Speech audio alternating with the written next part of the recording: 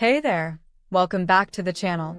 Today, we're diving into a hot topic in the gaming world, the Nintendo Switch OLED versus the Nintendo Switch, and we'll also take a quick look at the highly anticipated Switch 2 that's coming soon. If you've been wondering whether the Switch OLED is worth the upgrade, or if you should just stick with the standard Switch or wait for the new Switch 2, you're in the right place. We're going to cover everything from the new display differences to performance, battery life, design changes, and of course, the future of Nintendo with the Switch 2. So, whether you already own a Switch or you're thinking about buying your first one, we've got you covered. By the end of this video, you'll have a much better idea of which model is right for you and what to expect in the future of Nintendo gaming. Before we get started, if you're excited about finding the perfect Switch or staying updated on the Switch 2, don't forget to like this video and hit that subscribe button. It helps us a ton and lets you stay updated on all the latest gaming news. Now, let's dive into the two current Switch models. The Nintendo Switch itself is super versatile, letting you play at home or take your gaming on the go. It's that hybrid design that made it such a big hit when it launched back in 2017. The standard Switch has a 6.2-inch LCD screen, and it's great for gaming.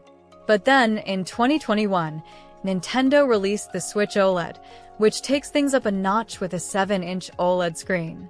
And let me tell you, the difference in picture quality is huge. The colors are more vibrant, the blacks are deeper, and everything just pops. If you're someone who spends a lot of time playing in handheld mode, this is a game changer. The Switch OLED really stands out in terms of display, and it's clear that Nintendo made this one for gamers who want the best portable experience. But is it worth the extra money, or should you stick with the standard Switch? Let's find out. By the way, if you're loving this comparison so far, drop a thumbs up and smash that subscribe button for more content like this.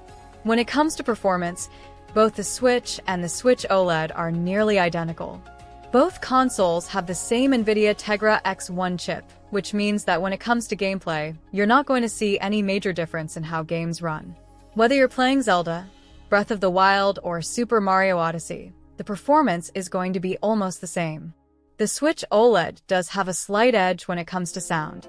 It has upgraded speakers that offer a richer, fuller sound when you're playing in handheld mode, so your games will sound a lot better without headphones. It's not a huge difference, but if you're like me and play games in handheld mode often, you'll notice the improvement.